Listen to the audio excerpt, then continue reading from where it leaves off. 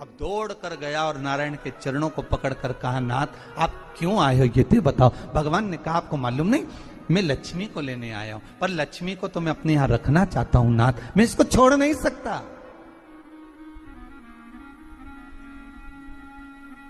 मैं लक्ष्मी जी को छोड़ नहीं सकता, मैं इनको लेकर जाऊं।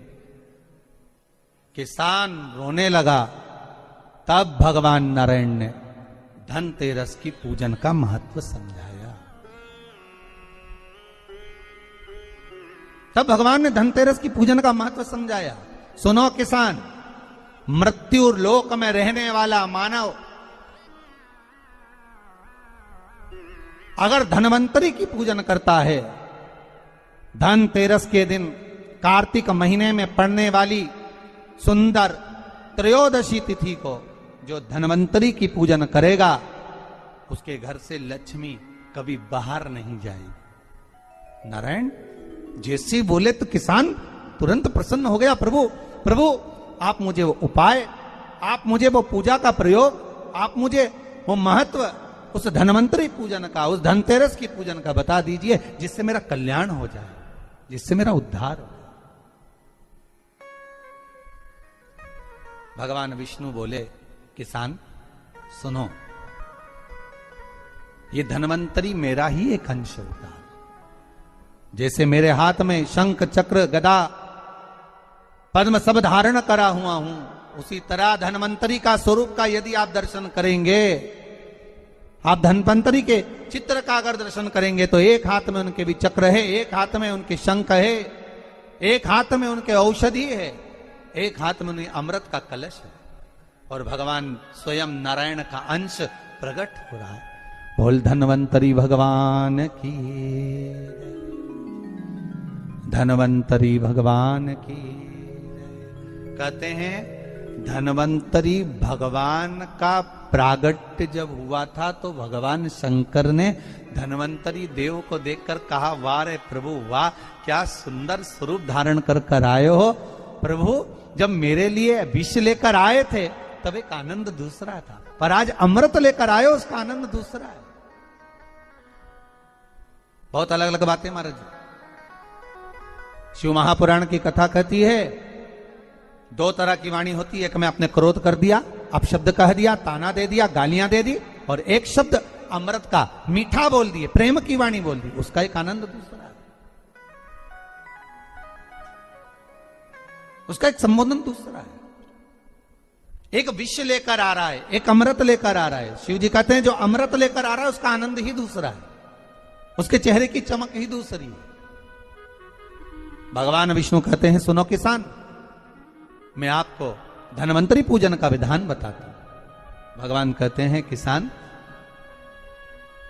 सुंदर कृष्ण पक्ष की त्रयोदशी को कार्तिक के महीने में धनवंतरी देव का पूजन, धनतेरस का पूजन माना जाता है। सुनो किसान, एक सुंदर भूमि पर देसी गाय का गोबर से लीपन कर कर, अगर गाय का गोबर ना मिले, सुंदर जल से लीपन कर कर, वहां एक सुंदर चौक को पूर कर, आप सभी को ज्ञात होगा कि चौक पूरने में रंगोली का प्रयोग नहीं होता। आप लोगों को मालूम होगा, चौक पूरने में आटा और हल्दी का प्रयोग होता है। काय का प्रयोग होता है? आटे और हल्दी का प्रयोग। आटे हल्दी का प्रयोग क्यों होता है? क्योंकि आटा समृद्धि को बढ़ाता है, लक्ष्मी वैभव को बढ़ाने वाली हल्दी होती है। इसलिए जब चौक पूरा जाता है भूमि पर, तो चौक पूरते समय आटा हल्दी का प्रयोग करते हैं। थोड़ा सा चावल का दाना या गेहूं का दाना रख दिया जाता है, उसके ऊपर एक सुंदर चौकी, एक चौरंग, एक पाटा रख दिया जाता है। भगवान विष्णु बता रहे हैं किसान को धनतेरस के पूजन का वर्णन, और जो भगवान विष्णु ने बताया है वही पूजन का वर्णन आप लोग श्रवण कर रहे हैं।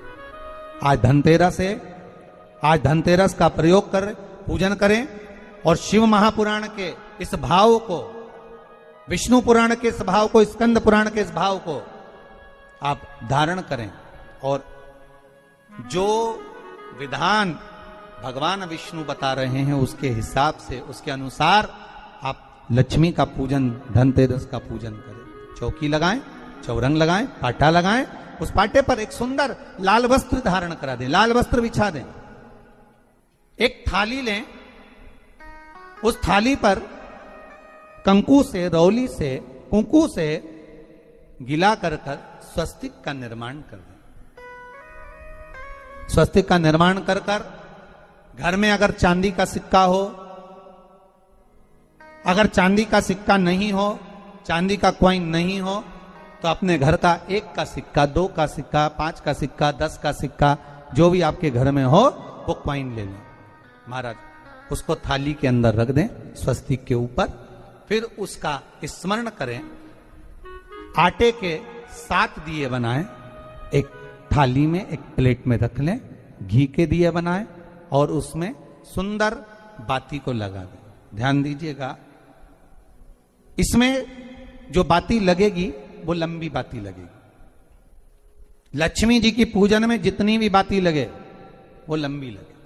महाराज घी के दिए लगा दें 7, सातों दियों को प्रज्वलित कर लें, प्रकट कर लें। एक दिया तेल का लगा लें। तेल का जो दिया लगाया है, जहां पर आपने सिक्का रखा है, कॉइन रखा है, उसका लेफ्ट हैंड, मतलब आप ऐसे बैठे हो तो आपका सीधा हाथ की ओर आप तेल का दिया लग दें। और जो 7 दिए आपने लगाए हैं वो लक्ष्मी जी के राइट हैंड, मतलब आपका लेफ्ट हैंड हो गया, लक्ष्मी जी का राइट हैंड, आपका लेफ्ट हैंड हो गया, आपका उल्टा। वहां पर 7 दिए जो आपने प्रज्वलित करे हैं वो प्लेट में रख दें। सुंदर थाली जो आपने पूजन के तैयार करी है, उसमें कुंकू, रोली, हल्दी, अबीर, गुलाल, चंदन, मौली, लाल धागा, मौली, अमरबेल के टुकड़े, कमलगट्टे, हल्दी की गांठ, सुंदर भाव में उसको रखें। जल का पात्र सुंदर आनंद से, जो क्वाइन चांदी का और देसी क्वाइन आपने जो रखा है उसका जल से पूजन करें। लक्ष्मी पूजन का समय अलग अलग होता है, पर धनतेरस की पूजन का जो समय है वो प्रदोष काल से प्रारंभ हो जाता है। कब से प्रारंभ हो जाता है? प्रदोष, क्योंकि शिव के द्वारा निर्मित है लक्ष्मी पूजन का। महाराज क्वाइन का पूजन करें, कंकु आदि से पूजन करने के बाद दोनों को उठा लें। दोनों क्वाइन, जो चांदी का सिक्का है और जो देसी क्वाइन है, उसको उठाकर उस पर जो कलेवा है, मौली है, नाड़ा है, लच्छा है, उसको लपेटना प्रारंभ कर दें और उसको लपेटें। पहले चांदी का सिक्का लपेट दे, फिर देसी सिक्का जो आपने रखा है 1, 2, 5, 10 का जो सिक्का रखा है उसको लपेट दें, थाली में उसको रख लें। फिर वापस उस पर जल का छींटा देकर उसका पूजन करें। महाराज हल्दी, रौली, मौली, चंदन आदि लगाकर सुंदर भाव से चावल को हल्दी में भिगो लें और पीले चावल कर उल्टे हाथ में चावल लेकर माता लक्ष्मी के ऊपर जो 2 सिक्के रखे हैं उनका पूजन करें। साथ में जब चावल छोड़ते जाएं तो गणेश जी का भी स्मरण करते जाएं। हे रिद्धि सिद्धि के दाता श्री गणेश जी महाराज, आप हमारे यहाँ पर सदा माता लक्ष्मी को लेकर, कुबेर भंडारी को लेकर सदा विराजमान रहें, नारायण को लेकर सदा विराजमान रहें। चावल छोड़ते जाएं और बाबा से विनती करते जाएं, माता लक्ष्मी से निवेदन करते जाएं, भगवान शिव का स्मरण करें, भगवान नारायण का स्मरण करें, माता लक्ष्मी का स्मरण करें, रिद्धि सिद्धि के दाता भगवान श्री गणेश जी महाराज का स्मरण करें, छोड़ते जाएं। जब चावल पूर्ण छोड़ दे में पूजन पूरी तरह से हो जाए, तब महाराज 7 सुंदर आनंद से अमरबेल के टुकड़े, अमरबेल वृक्ष पर एक पीले कलर की बेल चलती है, पीली, उसमें पत्ते नहीं होते, वो किसी भी वृक्ष पर डली रहती, वो अमरबेल कहलाती। ये अमरबेल लक्ष्मी पूजन में, समृद्धि के लिए, मकान के मुहूर्त के समय पर, गृह प्रवेश के समय पर बहुत कार्य आती है। महाराज ये अमरबेल को पानी की जरूरत भी नहीं पड़ती, आप रूप किसी वृक्ष पर डाल दी जाए वो अपने आप फलती चली जाती है। उसी तरह हमारे यहां भी हम भगवान से यही प्रार्थना करते, जैसे अमरबेल बिना पानी पड़े भी किसी भी वृक्ष पर डाल दी जाए पनपती जाती है, बढ़ती चली जाती है, ऐसे हमारे घर में बेभव लक्ष्मी बढ़ती जाए। अमरबेल के 7 टुकड़े कमल गट्टे 7, हल्दी की गठान 7 माता लक्ष्मी को समर्पित कर दें। दोनों हाथों में हल्दी पिसी हुई लीजिए और माता लक्ष्मी के ऊपर उसे चढ़ाना प्रारंभ कर दीजिए। 7 बार पिसी हुई हल्दी वो सिक्कों पर चढ़ा दें, अपनी मनोकामना कर कर अपने घर में माता लक्ष्मी को विराजमान करने के। जब हल्दी पूर्ण चढ़ जाए, हाथ में कुंकू ले लीजिए, रोली ले लीजिए, उस रोली कुंकू को भी माता लक्ष्मी को समर्पित करिए। तब इसके पश्चात सुंदर जो भी घर में मिष्ठान हो, मीठा हो, नहीं हो, शक्कर हो, गुड़ हो, मिश्री हो, जो भी आपके पास में हो, खड़ी शक्कर हो, वो भगवान को माता लक्ष्मी को भोग रख दीजिए। अगर कुछ मीठा बना हो तो मीठा रख दीजिए। महाराज घर में संपूर्ण पूजन कर कर आपके घर में जो देवालय में भगवान बैठे हैं उनका भी पूजन करिए। पूजन करने के पश्चात आप माता लक्ष्मी से निवेदन करिए, हे माँ आप हमारे यहाँ सदा विराजमान हो। महाराज ये जो पूजन है भगवान विष्णु जो बता रहे हैं किसान को, ये 5 दिन की पूजन है पूरी। आज कौन से दिन का पूजन बता रहे हैं? पहले दिन का। आज धनतेरस से रूप चौदस, अमावस्या, एकम और दूज, ये 5 दिन तक दीपावली का पर्व मनाया जाता है, दीप महोत्सव मनाया जाता है। पूजन करने के बाद जो 7 दिए आपने प्लेट में रखे हैं, थाली में रखे हैं पूजन के लिए, घी के, उन 7 दियों से माता लक्ष्मी की आरती उतारिए। उन 7 दियों से माता लक्ष्मी का पूजन करिए। माता लक्ष्मी से विनती करिए, मां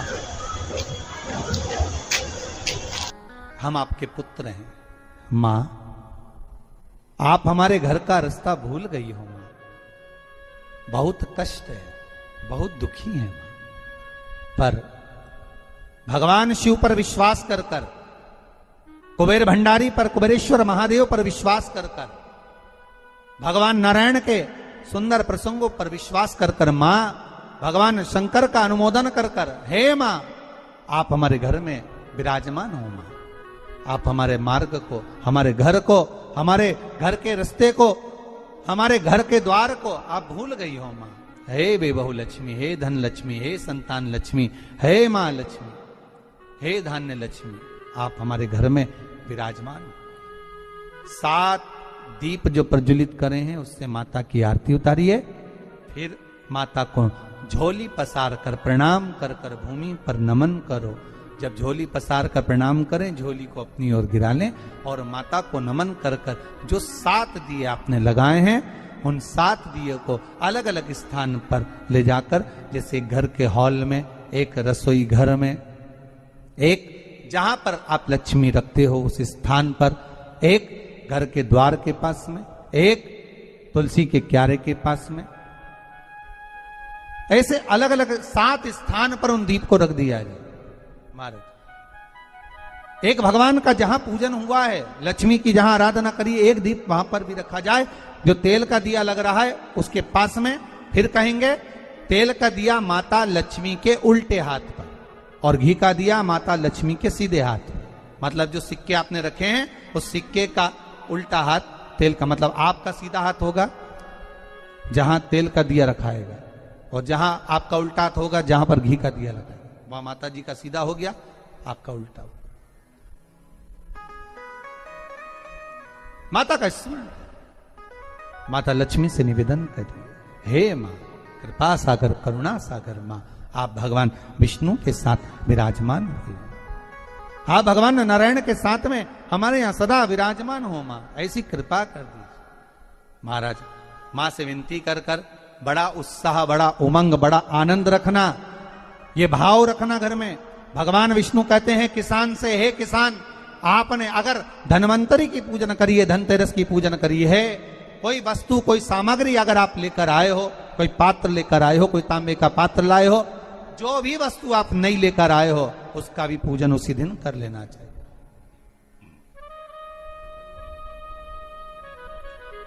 उसका भी पूजन करना चाहिए। बड़ा भाव रखकर भगवान विष्णु ने किसान को बताया। बड़ा भाव। किसान सुनकर बड़ा प्रसन्न हुआ। नारायण प्रभु, क्या मां फिर मेरे घर में रहेगी? भगवान कहते हैं, सुनो किसान, ये लक्ष्मी अगर आप धनवंतरी का पूजन करते हो, धनतेरस का पूजन सुंदर कार्तिक के महीने की कृष्ण पक्ष की त्रयोदशी को अगर आप कर रहे हो, तो ये लक्ष्मी भले मेरे साथ बैकुंठ में जाकर रहे,